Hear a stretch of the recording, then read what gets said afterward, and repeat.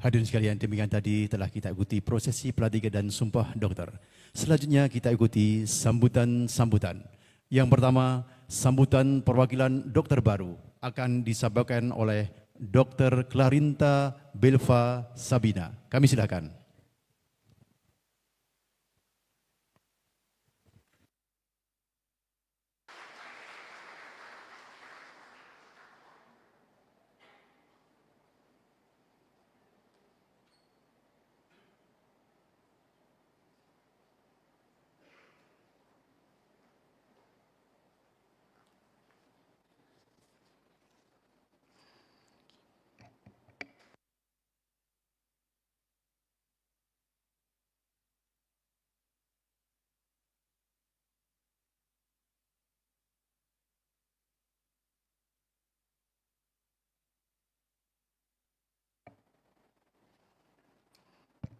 Bismillahirrahmanirrahim.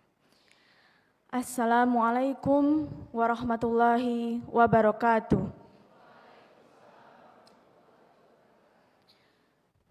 Alhamdulillahirabbil alamin wa bihi nasta'in ala umurid dunya waddin. Wassalatu wassalamu ala asrofil anbiya'i wal mursalin sayyidina wa maulana Muhammadin wa ala alihi wa sahbihi ajma'in, amma ba'du. Yang terhormat Ketua Pengurus Yayasan Badan Wakaf Universitas Islam Indonesia atau yang mewakili, yang kami hormati Wakil Rektor Bidang Kemahasiswaan, Keagamaan, dan Alumni Universitas Islam Indonesia, Dekan, Wakil Dekan, beserta seluruh jajaran pimpinan Fakultas Kedokteran Universitas Islam Indonesia, yang kami hormati Ketua Ikatan Dokter Indonesia Daerah Istimewa Yogyakarta, Kepala Dinas Kesehatan Daerah Istimewa Yogyakarta atau yang mewakili, Bapak Ibu dosen dan Kepala Departemen di lingkungan Fakultas Kedokteran Universitas Islam Indonesia. Yang kami hormati Direktur Rumah Sakit Pendidikan Fakultas Kedokteran Universitas Islam Indonesia, Ketua dan anggota Komkordik Rumah Sakit Fakultas Kedokteran Universitas Islam Indonesia, pengurus FOSMA, orang tua wali dokter baru, serta seluruh tamu undangan yang berbahagia. Dan yang saya banggakan, rekan sejawat dokter baru Fakultas Kedokteran Universitas Islam Indonesia periode 66. Pertama-tama marilah kita panjatkan puji syukur kehadirat Allah Subhanahu wa Ta'ala, karena berkat rahmat dan karunia-Nya kita dapat berkumpul pada acara pelantikan dan sumpah dokter periode 66 Fakultas Kedokteran Universitas Islam Indonesia pada hari ini dalam keadaan sehat walafiat. Tidak lupa sholawat serta salam semoga selalu tercurah kepada Rasul kita Nabi Muhammad SAW yang selalu kita nantikan syafaatnya di yaumul akhir. Bapak Ibu, tamu undangan, hadirin yang dirahmati Allah Subhanahu wa Ta'ala. Kita ketahui bahwa menjadi dokter adalah cita-cita yang luar biasa. Pekerjaan mulia ini bukan hanya tentang ilmu sains dan logika, namun juga tentang bagaimana memanusiakan manusia. Mungkin sebagian dari kami sudah mencita-citakan profesi ini sejak kecil, sejak masih menangis kencang ketika melihat jarum suntik. Sebagian yang lain mungkin mulai terpanggil untuk menjadi dokter karena terinspirasi oleh sosok-sosok tertentu. Bagaimanapun mimpi itu lahir, kami sama-sama merasakan betapa senangnya saat pertama kali diterima untuk masuk dan belajar di Fakultas Kedokteran. Saat itu, masa depan kami seperti sudah tergambar jelas. Namun ternyata kami masih banyak kagetnya. Harus menyesuaikan dengan metode diskusi belajar yang baru setiap harinya. Saat itu kami juga harus melewati pretest praktikum yang jika nilainya tidak lewat batas KKM, tidak boleh masuk ruangan. Terlebih lagi saat pertama kali OSCE atau ujian praktek, yang meskipun sudah disiapkan jauh-jauh hari, tetap saja ngeblank ketika melihat wajah penguji. Setelah kurang lebih 4 tahun, di mana 2 tahunnya itu qadarullah kita harus berteman dengan pandemi COVID-19, kami berhasil mendapatkan gelar sarjana kedokteran. Teman-temanku sekalian, kisah kita belum berakhir di situ.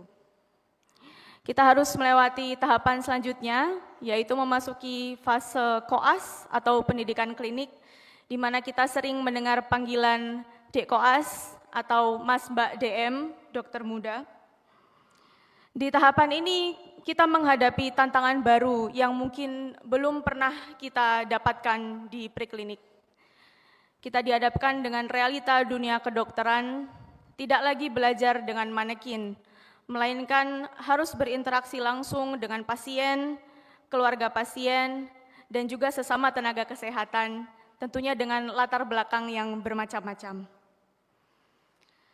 Di tahapan ini, kita juga lama-lama akrab dengan tidak adanya tanggal merah di kalender. Waktu liburan kita dengan keluarga digantikan jadwal pelayanan di poli. Waktu healing kita bersama teman-teman digantikan dengan shift IGD tengah malam. Untuk makan dan tidur pun masih terasa seperti masa-masa ospek, harus serba terbatas dan terburu-buru. Waktu untuk diri kita sendiri pun berkurang karena sepulang jaga masih banyak penugasan yang harus diselesaikan. Atau mungkin sudah ada yang mencicil belajar UKM PPD dan OSC sejak semester pertama koas. Saya pun yakin di tahapan ini kita pernah melalui momen di mana lagi capek-capeknya, lelah-lelahnya, tapi harus tetap tersenyum lebar di depan pasien, keluarga pasien, bahkan juga di depan para dosen dan penguji kita ketika presentasi penugasan dan ujian akhir stase. Rekan-rekan sejawat sekalian, meskipun impian yang besar ini datang dengan konsekuensi yang sama besarnya, dengan segala perjuangan kita, kerja keras kita, dan kekompakan kita, kita bisa melalui koas yang 2 tahun lamanya itu dengan baik. Masih belum berakhir di situ, kita lanjutkan dengan persiapan UKM PPD dan OSC yang tentunya menguras tenaga dan pikiran. Kita pelajari satu persatu kasus-kasus yang memang sudah jadi makanan sehari-hari, hingga nama-nama penyakit yang bahkan kita belum pernah dengar sebelumnya. Alhamdulillah, 1 bulan yang lalu kita sama-sama mendapatkan kabar bahagia, dinyatakan lulus ujian UKM PPD dan OSC.